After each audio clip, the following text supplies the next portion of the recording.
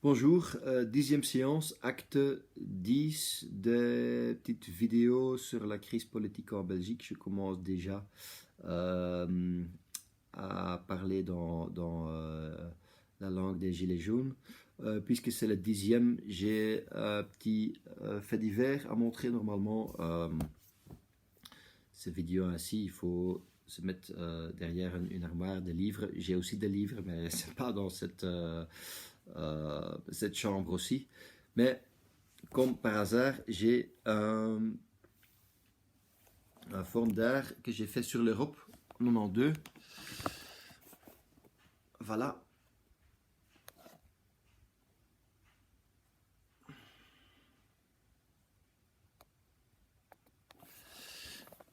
Vous pouvez encore le voir. C'est un sans-abri qui symbolise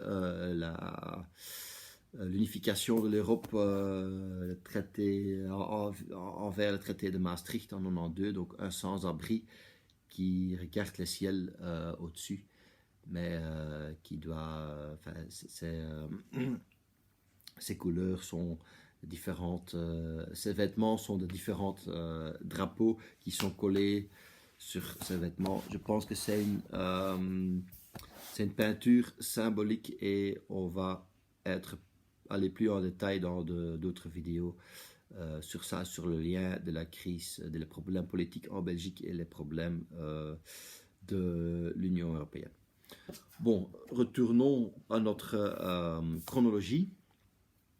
On était en train de discuter, on avait discuté les manifestations des jeunes scolaires pour le climat en Belgique et surtout en Flandre entre janvier et avril ou jusqu'à début mai 2020, et surtout le noyau dur ou le forte vague de mouvement était en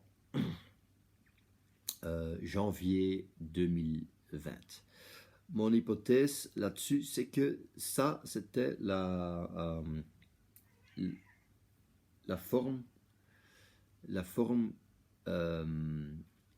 flamande ou sa forme belge du mouvement Gilets jaunes. Donc c'était des gilets verts. Je veux entrer un peu plus en détail ici. Pourquoi on avait vu que c'était des jeunes surtout dans la classe moyenne, et on n'allait pas, en première vue, on n'allait pas dire que eux, ils seraient concernés d'appauvrissement et tout, comme les Français qui se sont manifestés pendant plus d'1 an chaque samedi sur la rue. C'était surtout appauvrissement, niveau de vie, pouvoir d'achat qui était, précarité et tout ça, qui étaient les forces derrière les mobilisations. Et pourquoi je dis ici que les jeunes des classes moyennes qui étaient d'un milieu assez, je ne vais pas dire riche, mais quand même confortable, pourquoi ça, leur manifestation climatique pouvait être considérée comme similaire aux réflexes des Gilets jaunes en France. Donc, il s'agit d'une génération qui va commencer sur le marché du travail, soit commencer à faire des études supérieures, dont on avait déjà dit qu'ils sont plus chargés qu'avant avec les 2 séances d'examen, et puis soit directement chercher un boulot, ou après 4 ans ou 5 ans chercher un boulot. Qu'est-ce qui est caractéristique pour cette génération, et déjà une génération des citoyens qui sont déjà une quinzaine ou vingtaine d'années sur le marché du travail? Ben, leur salaire est peut-être fort, n'est pas fort attaqué. Il y a la CAO en Belgique et tout ça, et pour une classe moyenne, il y a un niveau syndiqués et tout ça, le niveau salarial qui est plus ou moins protégé. Mais acheter une maison ou avec les mêmes efforts de leurs parents ou leurs grands-parents, ça ne va plus aller. Donc c'est clair que l'appauvrissement, ou plutôt la diminution du pouvoir d'achat en Belgique, surtout en Flandre, se montre ou se déroule surtout via des mécanismes des prix sur le, le marché des maisons, sur la difficulté de devenir propriétaire d'une maison.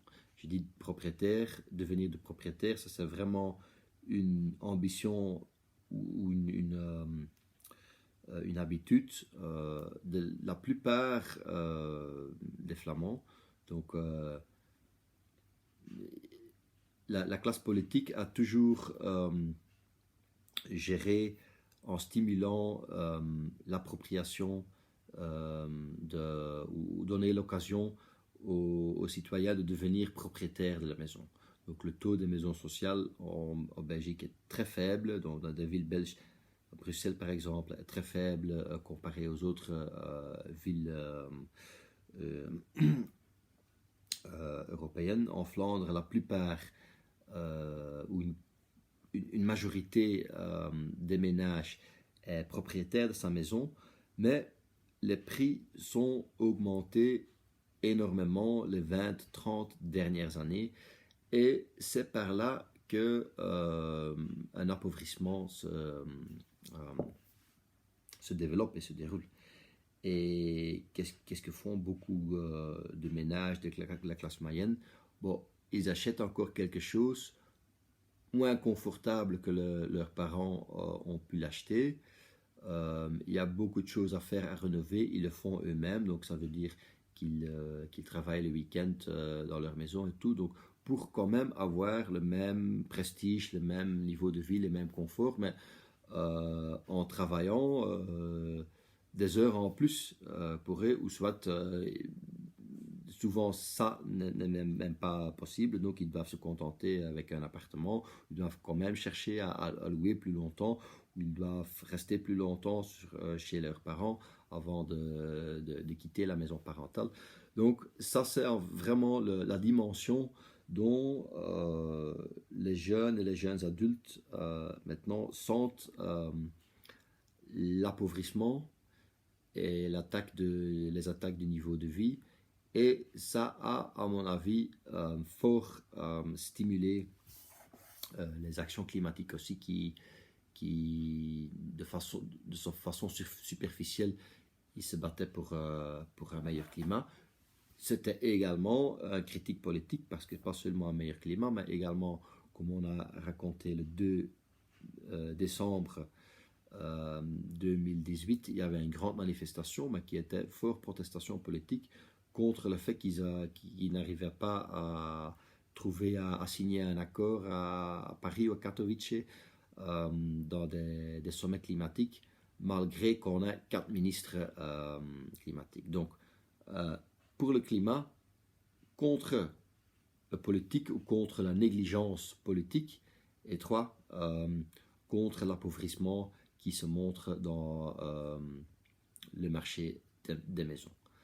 Voilà. Dans une prochaine vidéo, je vais discuter les résultats des élections du 26 mai qui vont encore renforcer ces hypothèses, hypothèse gilet jaune, hypothèse marché des maisons, appauvrissement et tout ça. Donc, à la prochaine.